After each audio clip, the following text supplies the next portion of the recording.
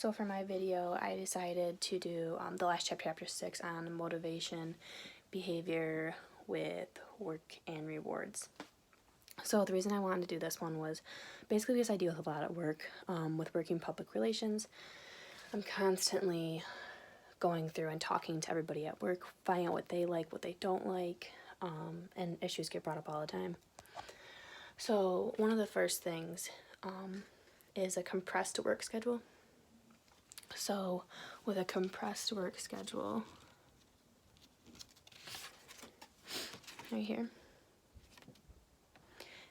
you're working 40 hours a week in less than 5 days. So a lot of people at my work use this because they have school. Things come up a lot of sometimes like moms that want to be with their kids, or nurses use this a lot, so they work 12-hour days, 3 12-hour days.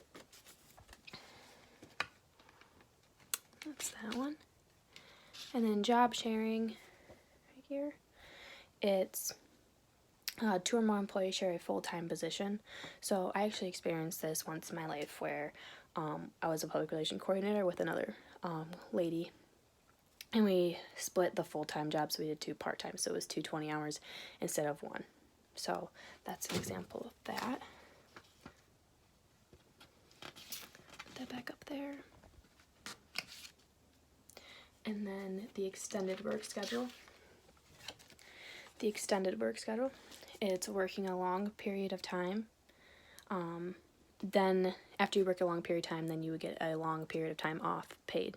So I know my cousin, he was something with scaling or contracting, and they'd work long hours and long days, and then it's like maybe like a month or 2 months, and then you'd have a month or 2 months off, but paid.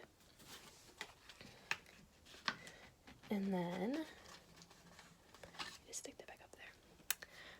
Telecommuting. So telecommuting, this is huge in marketing. A lot of people do use it in marketing. It's when employees spend most of their time at offsite or part of their time offsite. So I kind of started doing this. I work as a public relation liaison, which is just like the manager of public relation coordinator. And basically what I do is just make sure, that everyone is doing what they're supposed to be doing offsite, so I'm not on any of their clinics or anything. And that was that one.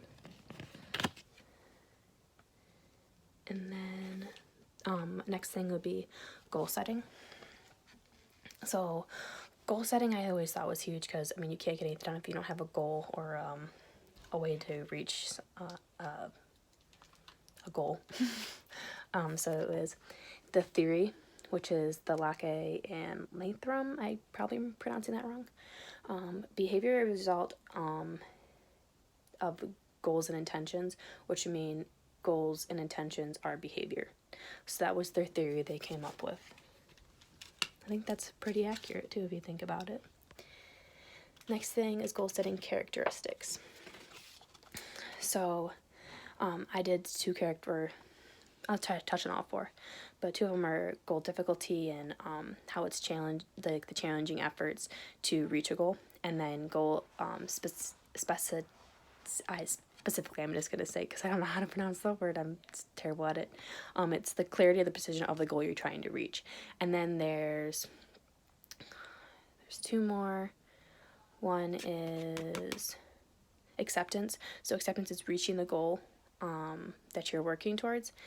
And I believe the other one's owning up to the goal. I'm almost positive. And lastly, I decided to do performance management. So 3 issues I want to touch on are measuring the performance, rewards, and issues. The measuring of the performance, like things that you could do to measure performance would be like checklist graphs. I have it over in here. Checklist graphs and essays. Those are always good. I know we do like performance tests. We have to accomplish twice a year. It's every 6 months. The problems with it is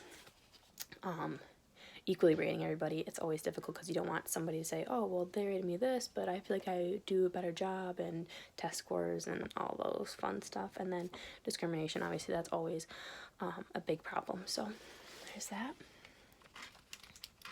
And then I did rewards as well, I guess I've stated before.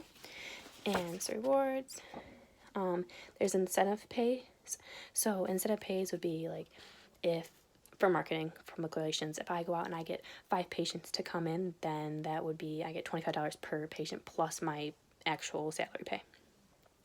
Compensation, so that would be if you had like your salary is what's built into your salary would be insurances, benefits, stuff like that. And then bonus systems. So bonus systems could honestly vary from anything from like good attendance, participation, stuff like that.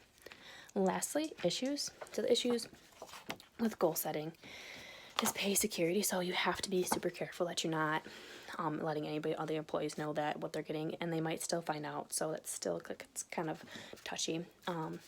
Labor and economic, or like, are you able to pay the employee that much? You have to be super careful about that.